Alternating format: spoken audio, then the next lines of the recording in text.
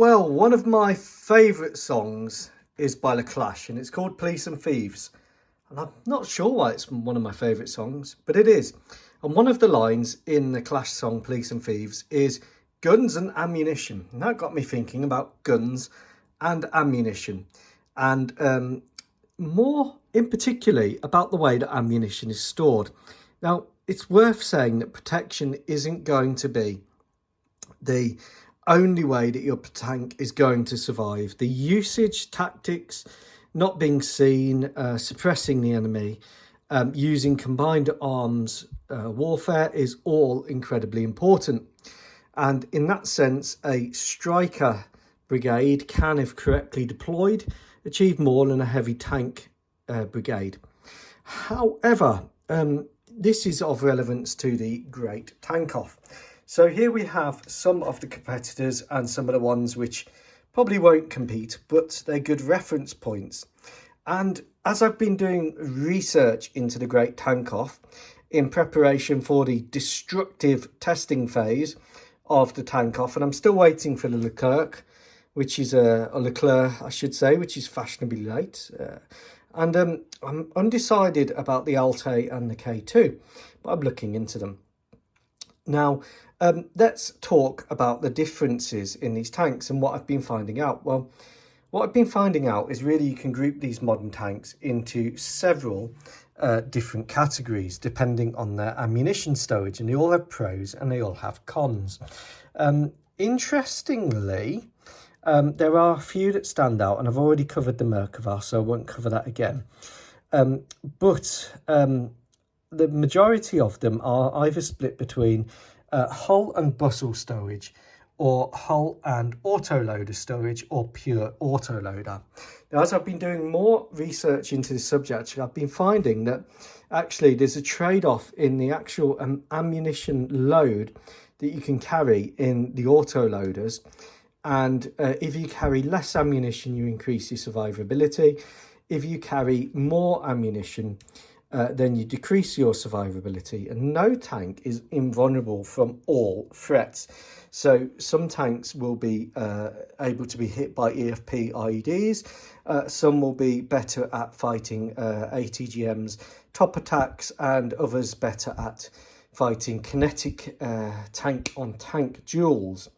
So let's have a look at the hull and bustle stowage. Now, the Leopard is a little bit deceptive here, because the Leopard has its ready ammunition in a bustle, which is under the RWS on this model and under this shielding on the Platinum Pro. And then it has the other ammunition, the rest of the ammunition in the hull.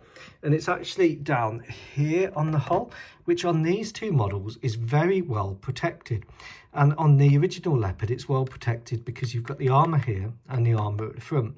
So this extra, and this is the Leopard Pro by Vespid, and this is the Platinum Pro, which is the Malagasys getting their hands on a Leopard and going wild.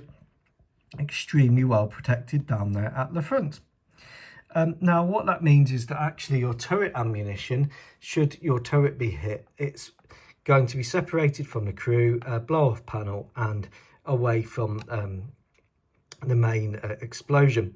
That's the idea. Now, these Leopards have been hit in Ukraine, but they haven't always combusted.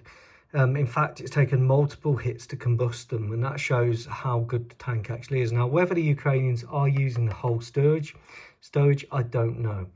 But the whole stowage can be done away with, and you can just use your ammunition in the bustle if you want to be more survivable. The downside of that is it limits your combat engagement capability. But you have to get that ammunition out anyway, which means you're going to have to pull back to a degree because it's not readily accessible in the way that the bustle stowage is. So it's pros and cons. Now, I would say on the Platinum Pro, where you've got the belly plate and you've got the top armour and you've got this huge side armour here, and on the Pro, that actually you should be well protected to carry that whole ammunition, or as best as you can be, because you've got the belly plate and you've got extra protection. Let's move on to the next one, which has hull and bustle stowage. Now, the Abrams has probably the best bustle stowage scheme of them all. It does have some hull ammunition down on the right here behind the turret, but it's not ready ammunition. The only ready rack is this one here. This is called semi-ready, and you have to pull the ammunition across to the ready.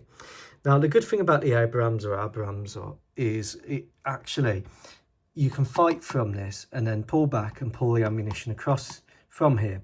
And then you can use your hull ammunition, which is protected by a blow-off panel underneath if you really have to. The hull ammunition is only 6, so the bulk of your ammunition is well protected in the bustles with the blow-off panel. And we can see that in my little diagram here and then down there in the hull.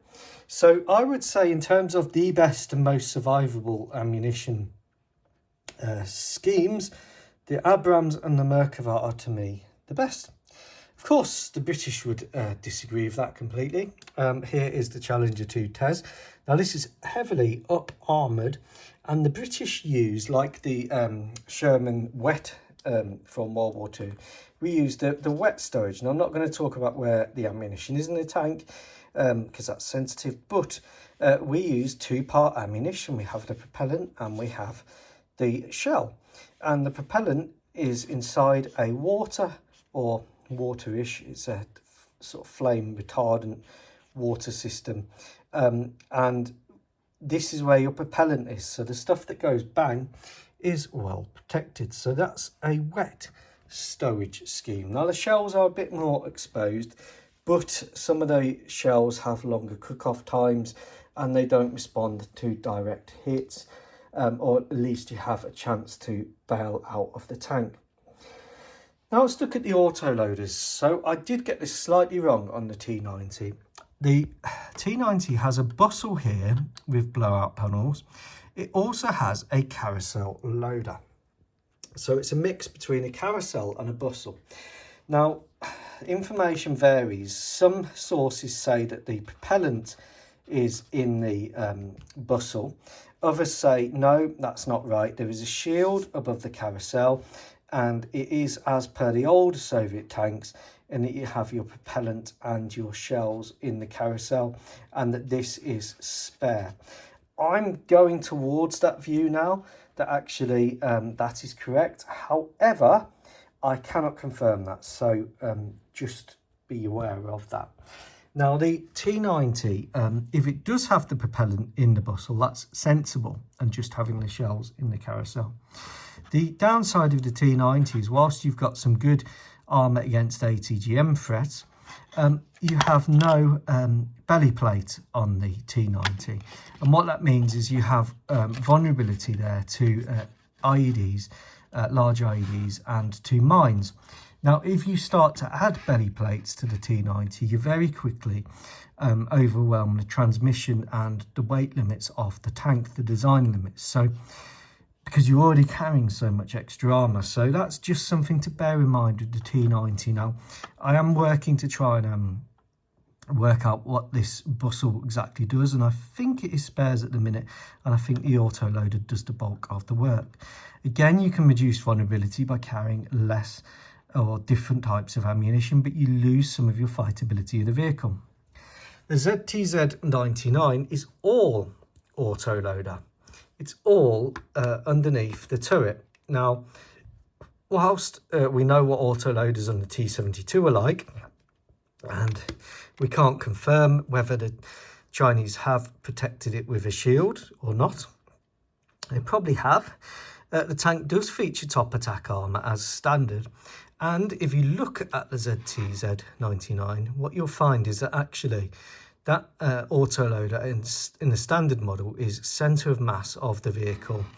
As long as the front, which is well protected on the ZTZ99, is well protected in the front of the turret, that is what the Chinese are armouring for.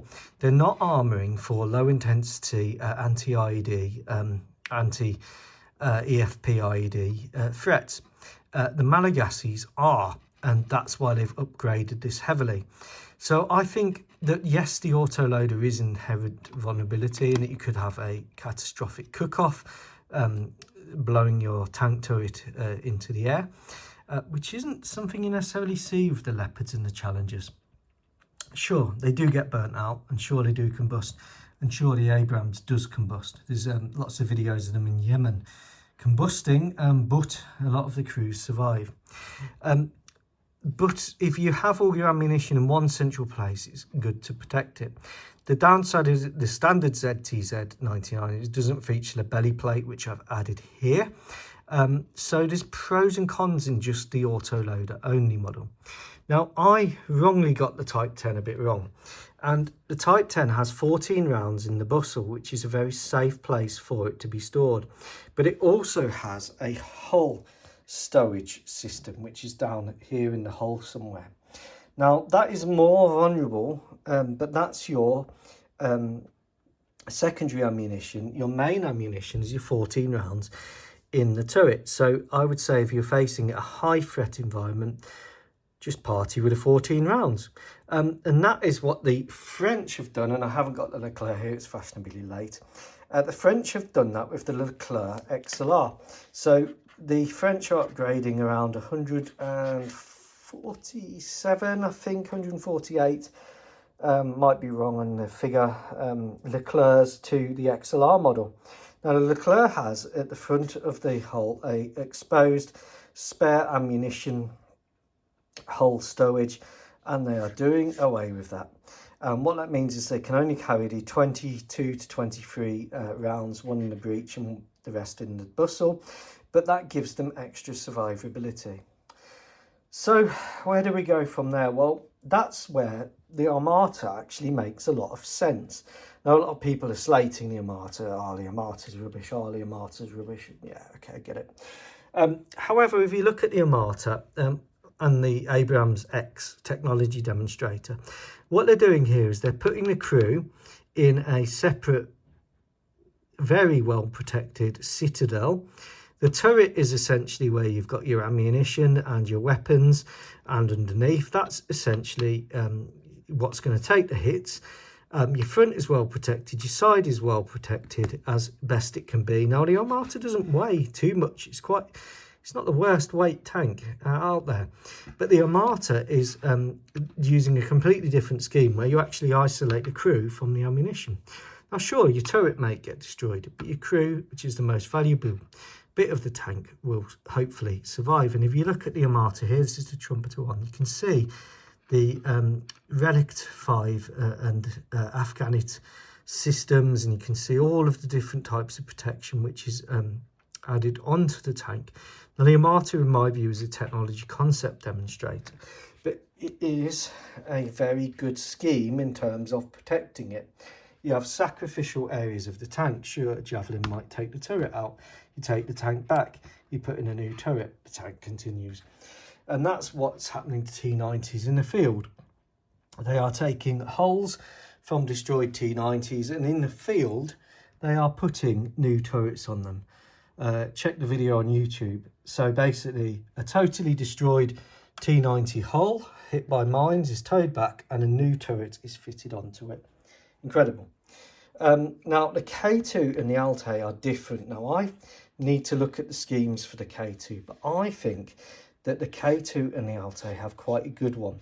They have the gun here, they have Nera here, they have a crew hatches on this side for commander and gunner, and then I think all of their stuff is in the bustle. So I'm really looking forward to learning more about the K2 and the Altair. Thanks, Gordon, for the tip. I hope this has helped. Like I said, one of my favourite Clash songs, and makes me think about guns and ammunition. I hope I haven't bored everyone, but here you go. There's another video. Budget Lady says these are boring. Let me know what you think. Ta-ra.